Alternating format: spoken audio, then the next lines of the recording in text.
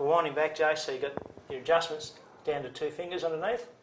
Okay. Okay, so we'll tighten up to there. Yep, so we've got a little bit to wind back yet? Yep. And we do both sides evenly. Yep, so there's a adjuster on each side. Yep.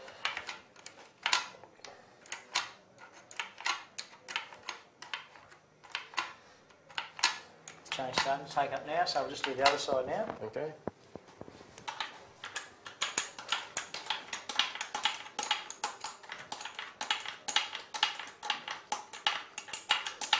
Okay, Jace, we'll do the adjustments by the notches.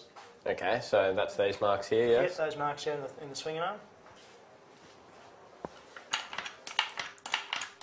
Even both sides.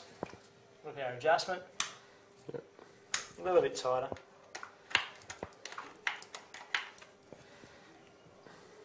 There we have it. Nice and tight on 2 fingers. Yep.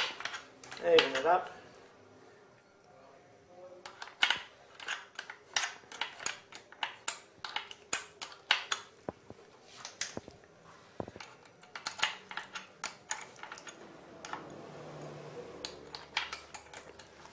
Okay, so we got him there, Jace. No worries. So we need to nip it up.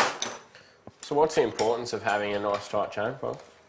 A well-tensioned chain, Yep. so that when your suspension's travelling, your chain's got good tension all the way through. Okay. And if it doesn't loosen too much to throw the chain off. Yeah.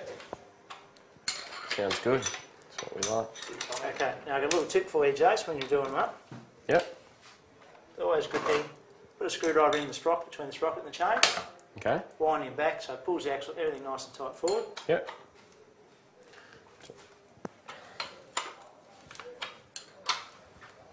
And axle nice and tight. And there we have it. A nice, well-adjusted chain. Everything runs smoothly. Now we do our lock nuts up. Make sure you always do your lock nuts up, because your adjust nuts can come undone.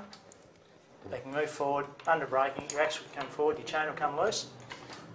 And you won't be having a good day. And you won't have a good day because your chain will come off.